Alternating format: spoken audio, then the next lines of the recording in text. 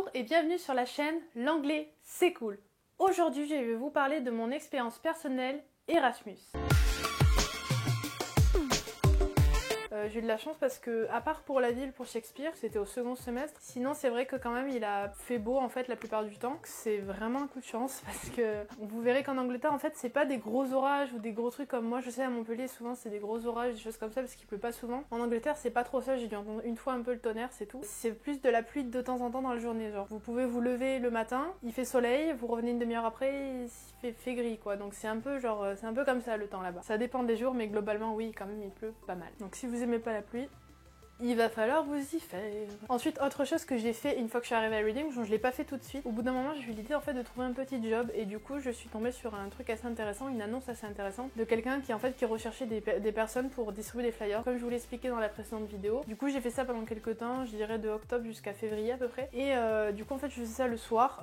Des fois, ça pouvait arriver qu'on le fasse en journée aussi, que moi, ça m'arrivait toute seule en fait sur le campus de distribuer des flyers aux gens pour qu'ils viennent le soir même ou 2 jours après. En fait, à la soirée organisée par la boîte de nuit, mais sinon globalement c'était toujours le soir, surtout le jeudi soir en fait, où j'y allais et que du coup j'étais pas seule, hein. On était 3-4 des fois ou 2, ça dépendait. Mais voilà, on y allait, on distribuait les flyers et en fait le but c'était d'attirer les gens dans la boîte de nuit en fait, qu'ils y aillent tout simplement. Si vous faites ce genre de job un peu comme ça où vous distribuez des flyers surtout le soir, faites attention. Moi je sais que je suis quelqu'un de très frileux et du coup j'avais super froid. À part au début où ça allait encore un petit peu et encore. Sinon j'ai eu froid tout le long et c'était vraiment pas agréable du tout, donc faites vraiment attention. En plus c'est le soir donc garçons comme filles faites gaffe quand même. On sait jamais. Moi je sais que ça m'arrivait de rentrer seule, mais souvent j'ai été accompagnée quand même, mais voilà, faites attention si vous pouvez y aller en groupe ou quoi. Après je me suis jamais sentie trop en danger, je rentrais à pied, j'avais genre une demi-heure, 40 minutes de marche, mais je me suis jamais trop sentie en danger ou quoi que ce soit. J'ai jamais eu aucun problème avec personne, donc voilà, en tout cas dans la ville où j'étais, hein, encore une fois c'est mon expérience. Mais faites quand même attention à vous, si moi des fois je rentrais en bus, parce que oui la ville où j'étais, je pense que c'est valable dans la majorité des villes en Angleterre, on avait des bus, certains bus qui circulaient toute la nuit en fait, genre tout le temps. Et moi j'avais de la chance qu'il y en avait un qui passait vraiment à côté de mon université et qui circulait toute la nuit, donc du coup ça me permettait si je voulais de prendre le bus. Après ce qui était chiant c'est que des fois il fallait attendre un quart d'heure ou 20 minutes le temps qu'il arrive, parce qu'il y en a moins qu'en journée forcément. Mais des fois c'était pas mal pratique quand même parce que du coup ça m'évitait de faire tout le trajet et de rentrer seule le soir, enfin, voilà, ça peut toujours être sympa. Du coup petit tip pour si vous travaillez en Angleterre ou si vous voulez travailler en Angleterre, vous pouvez je pense l'anticiper ça du coup. Par rapport à l'argent que vous allez recevoir, il y a des comptes en banque qui sont un peu flexibles il me semble en France, notamment des banques en ligne où vous pouvez recevoir de l'argent de l'étranger. Mais si ce n'est pas le cas et que vous ne voulez pas changer de banque ou que ça vous arrange pas, bref, que votre banque le prend pas en compte, ouvrez un compte en banque en Angleterre, ça coûte rien du tout. Moi je sais que j'étais dans la banque Santander et j'avais un bureau en fait directement sur le campus. Ouais, c'est incroyable. Mais il y avait de tout sur ce campus hein. Et du coup j'ai ouvert un compte en banque, ça m'a pas pris longtemps, j'ai pris rendez-vous, j'y suis allée, c'est pas super compliqué, vous inquiétez pas par rapport à la langue, qu'on peut se dire merde mais je connais pas les mots pour parler de la banque et tout, mais il y a rien de compliqué vraiment, on parle juste de chiffres et de choses très simples, donc vous inquiétez pas. Et du coup en fait ça m'a permis de recevoir mon argent en fait de là où je bossais, parce que du coup c'était sous contrat ce que je faisais, donc c'était déclaré et tout, il y avait pas de problème, c'était très réglo, et du coup ça me permettait en fait de recevoir mon argent tout simplement et de pas avoir de problème, parce qu'en fait eux pouvaient pas transférer mon argent sur mon compte français. Autre chose super importante, si vous travaillez, ça par contre c'est obligatoire, en fait vous n'avez pas le choix là-bas, c'est que si vous travaillez en Angleterre, il vous faut le insurance number, donc du coup c'est un numéro qu'on vous délivre normalement automatiquement, je pense, quand vous vivez là-bas, de base en fait, que vous êtes natif en Angleterre. Et du coup, si vous l'êtes pas, quand vous arrivez là-bas, il faut vous procurer ce numéro, c'est super important, c'est obligatoire en fait, vous pouvez pas travailler sans. C'est un petit peu, ça va vous paraître un petit peu compliqué peut-être pour obtenir le rendez-vous, y aller et tout, parce qu'en fait des fois il y a des bureaux dans la ville où vous êtes, comme moi c'était le cas, mais votre rendez-vous est pas forcément dans votre ville, ça peut être ailleurs, voilà. Généralement pas trop loin non plus, moi c'était pas super loin de là où j'étais. Par contre c'est le genre de numéro, vous savez, quand vous les appelez, vous avez une super musique qui dure pendant 1 heure, le temps qu'on vous décroche, et vous êtes comme ça. Moi clairement je faisais ma vie, hein. J'étais à la BU quand j'ai eu mon rendez-vous. Prenez votre mal en patience, mais vous finirez par avoir votre rendez-vous. Une fois que j'ai eu mon rendez-vous, j'y suis allée, en plus j'étais avec une pote donc c'était cool parce que du coup elle avait son rendez-vous le même jour. Du coup j'y suis allée, j'ai fait faire mon numéro. Vous inquiétez pas, pareil par rapport à la langue, c'est des personnes qui parlent assez clairement, on comprend tout ce qu'ils disent. Moi je sais que j'ai pas eu de soucis par rapport à ça, les papiers à remplir sont assez simples aussi. Une fois que ça c'est fini, vous repartez chez vous et après, peu de temps après, vous recevez par courrier en fait votre numéro et vous pouvez le transmettre du coup à la personne qui vous a embauché, en fait ça va être obligatoire. C'est un peu comme le numéro de sécurité sociale quoi en France, quand vous devez travailler en fait c'est obligé quoi. Vous devez en avoir un. Et du coup voilà, c'est obligé, vous devez avoir ce numéro, sinon bah, pas de travail quoi. Sinon concernant le campus en règle générale, donc comme je vous l'ai dit, c'était vraiment un campus immense parce qu'en fait, dans l'université où j'étais, en fait, si vous voulez, au lieu que ce soit par exemple comme en France, vous avez une fac de lettres, une fac de droit, une fac de sciences éco, une fac de je sais pas quoi, une fac de médecine, un peu répartie en fait sur la ville. Là, en fait, il y avait tout au même endroit, ce qui est pas toujours le cas, hein, mais là, c'était tout au même endroit. Donc du coup, le campus était très grand et il y avait un lac en plein milieu avec des animaux et tout. Enfin, c'était vraiment super beau. En fait, littéralement, vous aviez l'impression de faire une petite balade avant d'aller à vos cours.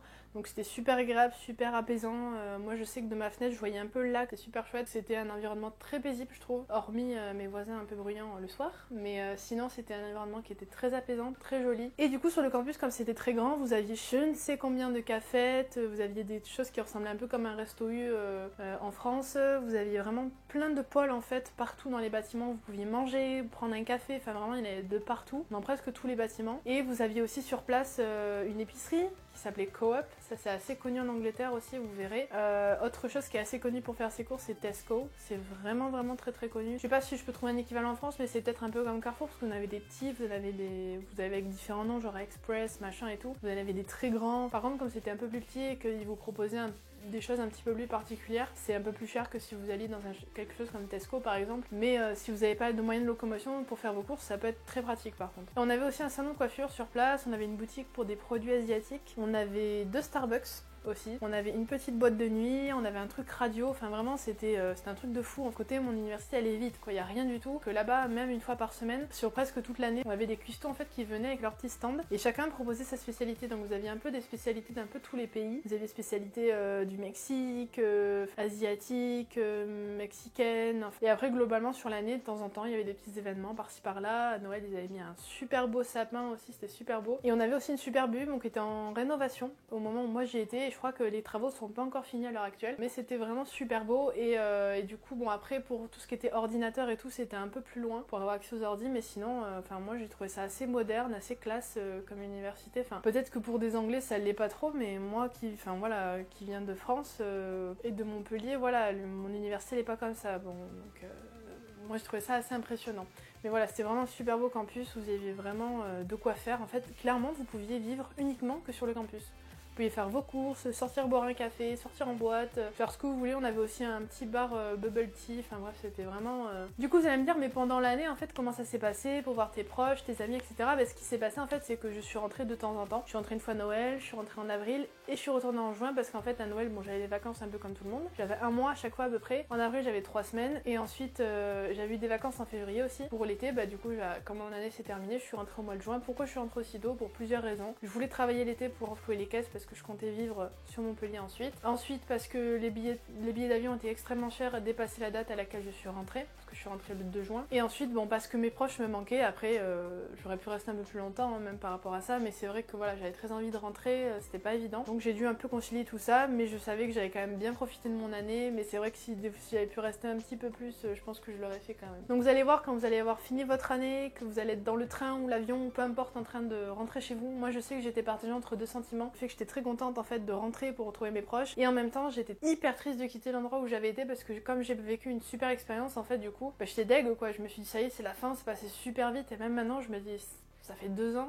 Il y a 2 ans je partais quoi en Angleterre, c'est ouf. Donc vraiment ça passe super vite, donc si vous pouvez le faire, faites-le surtout. Et profitez-en bien, faites le maximum de trucs possibles. Vraiment, vous verrez, j'ai tout aimé là-bas, que ce soit le centre-ville, avec leur centre commercial, comment c'était agencé la ville, toutes ces choses-là. Enfin vraiment, j'ai vraiment kiffé. C'était une super expérience. J'en suis ressortie grandie parce que du coup, j'ai pu rencontrer énormément de gens. J'ai pu mettre mon anglais à l'épreuve, voir ce que je valais justement dans un pays comme ça. J'ai pu m'entraîner, j'ai pu rencontrer des gens qui aimaient le français et qui, du coup, avec qui j'ai pu échanger. Enfin, c'était vraiment très enrichissant. Par rapport à la ville aussi de Reading, c'était moi je trouve que c'était une très jolie ville. C'était pas aussi grand et aussi, voilà, il y avait pas autant de choses qu'à Londres par exemple, ce qui est normal. C'était un peu plus petit, c'est pas agencé de la même façon, mais globalement il y avait quand même pas mal de petites choses à voir. Pour se balader, je trouvais ça assez sympa en fait. C'était un joli centre-ville, on avait vraiment tout ce qu'il fallait. Vraiment, c'était une ville assez sympa, assez paisible, je dirais. Autre chose que j'ai fait et que j'ai visité à Reading, si vous allez là-bas, vous avez un petit musée en fait qui résume un peu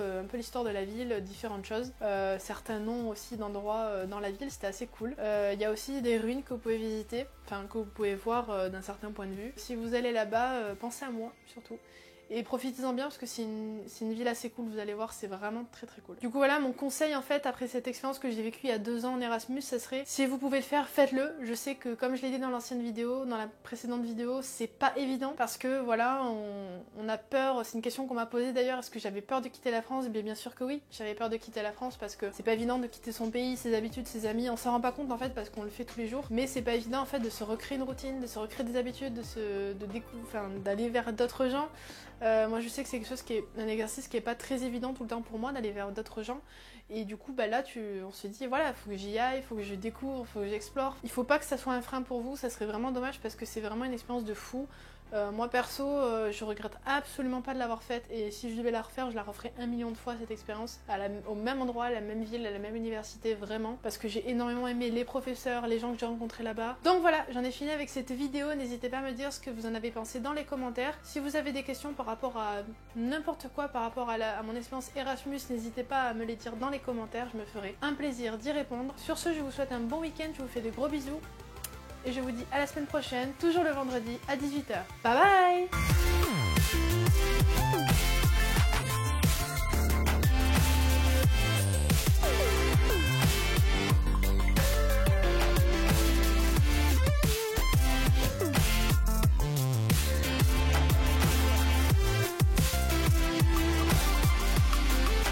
Et là c'est pareil, du coup vous devez avoir ça. Yes.